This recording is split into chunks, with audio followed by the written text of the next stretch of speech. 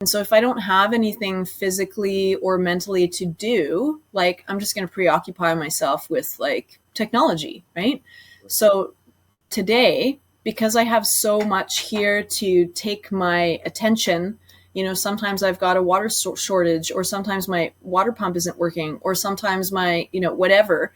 So I find myself like for a little while there, I would wake up and I would find a challenge, and I'd be outside in my robe going, like what am I going to do about this now? I'm like, so every day was a new thing. Or I'd come home from, I do have a little job across the water at a resort. So I'd come home from work and I would find another challenge. And I was like, oh my gosh, like, how am I going to figure this out? And then I told the universe, I'm like, okay, can we tone it down a little bit? There's a lot of challenges here. Like, a little less would be good.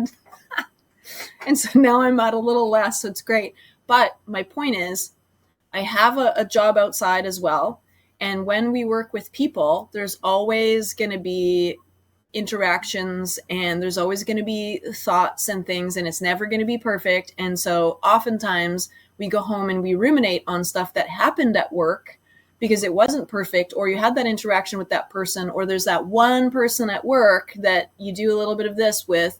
And so I'm not excluded from those, and I have those interactions. And sometimes, I would have otherwise come home and sat and let that, marinate and, go over and over and over in my brain.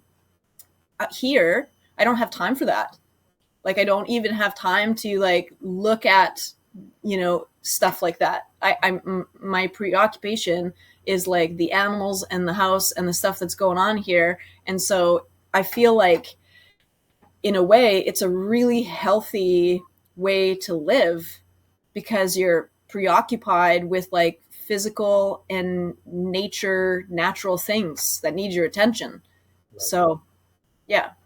It's very true. So much of the technology, it's so disassociative. It takes us away Yeah. from dealing with all of those things.